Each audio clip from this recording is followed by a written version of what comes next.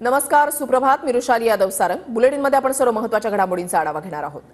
अमोल मिटकरी यांच्या गाडीवरील हल्ल्याप्रकरणी अकोल्याचे मनसे जिल्हाध्यक्ष पंकज साबळे आणि सौरभ भगत यांना अटक करण्यात आली आहे. प्रकृती ठीक नसल्याने पंकज साबळेंवर रुग्णालयामध्ये उपचार सुरू आहेत. तर सरचिटणीस कर्णबाळा दुंबळे यांच्यासह 10 आरोपी फरार झालेत. कर्णबाळा दुंबळे यांनी अमोल मिटकरींना इशारा दिला होता.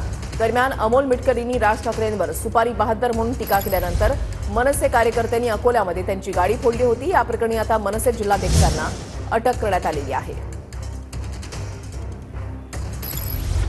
आम्ही मिटकरीला त्याची अवकात दाखवणार.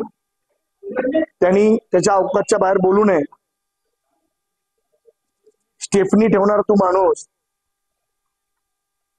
बाळा अवकात मध्ये राहा. आणि मी माझ्या जिल्हाध्यक्षांना महिलांना पण आदेश दिला, तुला बांगड्या भरायच्या हातात, तुला धरून ठोकायला लावलंय, तुला काय FIR वगैरे काय करायचं ते कर. बस एवढंच बोलतो आणि गाठ करणा बरोबर आहे.